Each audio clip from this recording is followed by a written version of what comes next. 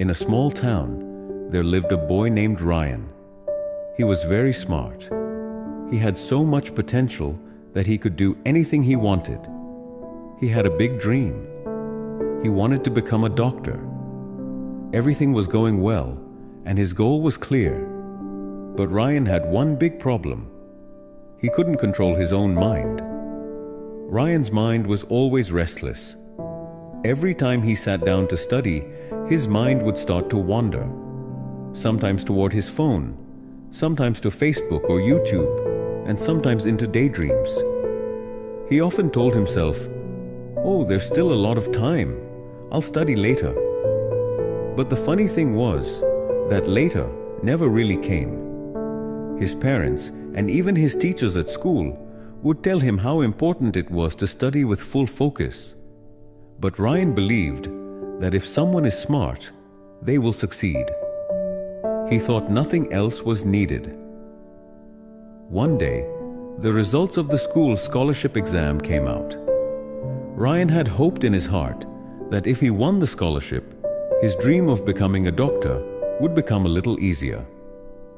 But when he saw the result, his heart broke. He had failed. His friends, who studied regularly, all did very well. The same teachers who once praised him now looked at him with disappointment. That evening, Ryan sat alone. He felt very ashamed. He knew he wasn't lacking intelligence. He had just wasted time. In that moment, he realized something important. Being smart is not enough. Without discipline, no success will come. Right after that, Ryan made a decision. He had to change himself. So he looked for a teacher who would not only teach subjects, but also help students build discipline. He found Coach Miller, a very experienced physical education teacher. Coach Miller was not just about exercise. He also helped students improve their focus and self-control. People used to say that even the most unfocused boys would slowly become disciplined under his guidance. Ryan went to Coach Miller and said, "Coach, I just can't focus on my studies. When I sit to study, my mind keeps jumping from one thing to another. What can I do to improve my concentration?" Coach Miller smiled gently and said, "Controlling the mind is not easy, Ryan. Come, let me show you something." He took Ryan to the school playground. From the sports equipment room, he brought out a toy bow and arrow. He set up a board in the field and said, "If you can hit the center of this board, I'll know how focused you really are." Ryan shot the arrow, but it missed the target. Coach asked, "What were you looking at when you shot the arrow?" Ryan answered, "The trees around me, the field, and the board." Coach shook his head and said, "That's your real problem. You are looking at everything at the same time. Look, a good athlete only looks at the target, nothing else." He added, "Ryan, your mind is busy with everything around you. Your phone, social media, YouTube. If you want to succeed in life, then during study time, you must only look at your goal, nothing else." Ryan understood the message, but he asked, "Coach, where should I start? How do I become more disciplined?" Coach Miller said, "Listen, I'll tell you 4 simple rules. If you can follow them, that will be enough. 1.